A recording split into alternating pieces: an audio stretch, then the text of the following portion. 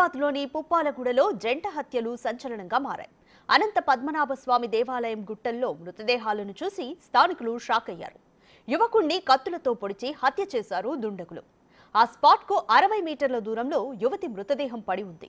ఆమెపై అఘాయిత్యం చేసి హత్య చేసి ఉంటారని అనుమానిస్తున్నారు. వారిని గుర్తులేని విధంగా తలపై బండరాళ్లతో మోది చంపేశారు.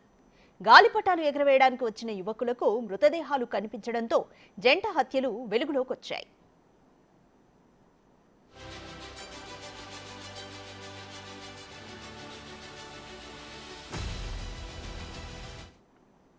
యువకులు ఇచ్చిన సమాచారంతో నార్సింగి పోలీసులు అక్కడ విచారణ చేపట్టారు.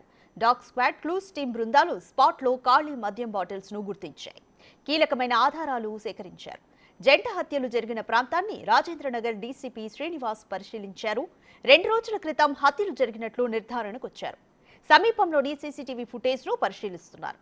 యువతి ఒంటిపై బట్టలు లేకపోవడంతో అత్యాచారం జరిగినట్లు అనుమానాలు ఉన్నాయి.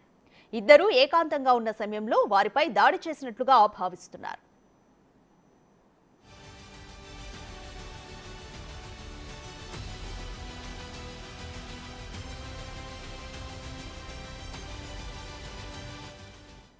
మృతులు ఇద్దరు ఒకరికొకరు పరిచయం ఉన్న వాళ్లేనని తేల్చారు. యువతి ఛత్తీస్గఢ్కి చెందిన బిందుగా గుర్తించారు.